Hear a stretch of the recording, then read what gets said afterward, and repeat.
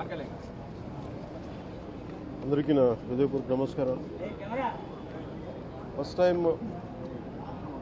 చాలా కాలం తర్వాత full election commission రావడం,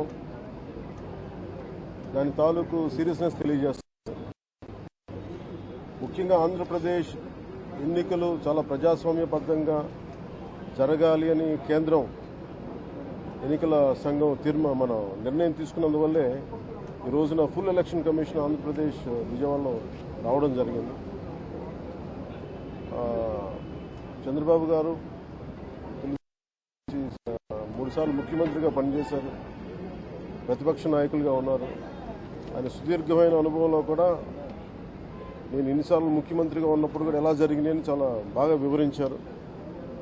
ఎంత ఫెయిర్ ఎలక్షన్ జరగడానికి ఆయన సాయశక్తులు ఎలా కృషి చేశారో చెప్పారు. జనసేన తరపు అలాగే వైసీపీ ఏమేం చేసింది ఇప్పుడు దాకా, దొంగ ఓట్లు ఎలా రిజిస్టర్ చేశారు, చంద్రగిరి ఇందాక మీరు చెప్పినట్టు చంద్రగిరిలో దాదాపు 1,00,000 పైచిలకు ఓట్లు దొంగ ఓట్లు నమోదు చేస్తే దాదాపు దాంట్లో 1/4 ఆల్మోస్ట్ దాన్ని యాక్సెప్ట్ చేశారు. ఇలా ప్రతి చోట ప్రతి నియోజకవర్గంలో ప్రతి బూత్లో ఏ స్థాయిలో దొంగ ఓట్లు నమోదవుతున్నాయి, ఎలా తీసేయాలి, వీటి మీద చాలా స్పష్టంగా వివరించారు. జనసేన తరఫు నుంచి నేను ప్రత్యేకంగా వివరించింది ఎలక్షన్ కమిషన్కి, మా వైసీపీ ప్రభుత్వం వచ్చినప్పటి నుంచి లా అండ్ ఆర్డర్ కంప్లీట్గా దిగజారిపోయింది.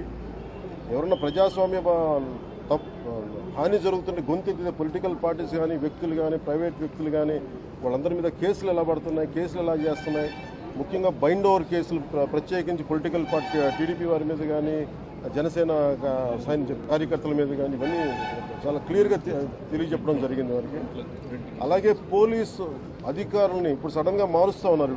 లాస్ట్ 2 నెలలుగా మార్చేస్తూ ఉన్నారు. మళ్ళీ ఎన్నికలు సంఘం వచ్చేటప్పటికి మళ్ళీ వాళ్ళకి కావాల్సిన అధికారులను తిరిగి అక్కడ వేయించుకునేలాగా తీసుకొచ్చిన ప్రణాళికలు చేస్తాం, అది కూడా బలంగా తెలియజేస్తాం.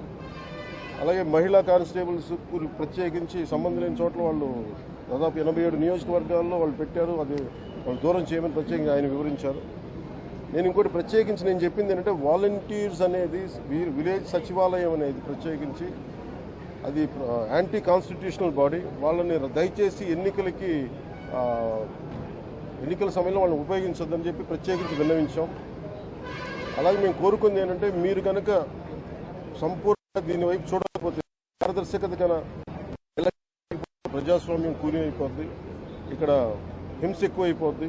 అలాగే గత స్థానిక ఎన్నికల్లో కూడా ఏ స్థాయిలో కనీసం ఒక దళిత యువకుడు లాంటి ఒక కనీసం నామినేషన్ వేసే పరిస్థితిలో కూడా లేదు, అందరినీ చేశారని చెప్పి ప్రత్యేకించి అది వివరించాం.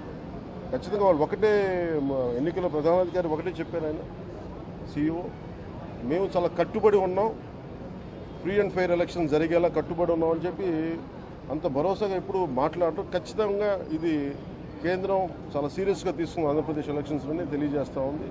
ఈసారి ఫ్రీ అండ్ ఫెయిర్ ఎలక్షన్స్ ఉంటాయి, ప్రభుత్వాలు మారుతాయి అనే నేను మనస్ఫూర్తిగా నమ్ముతున్నాను.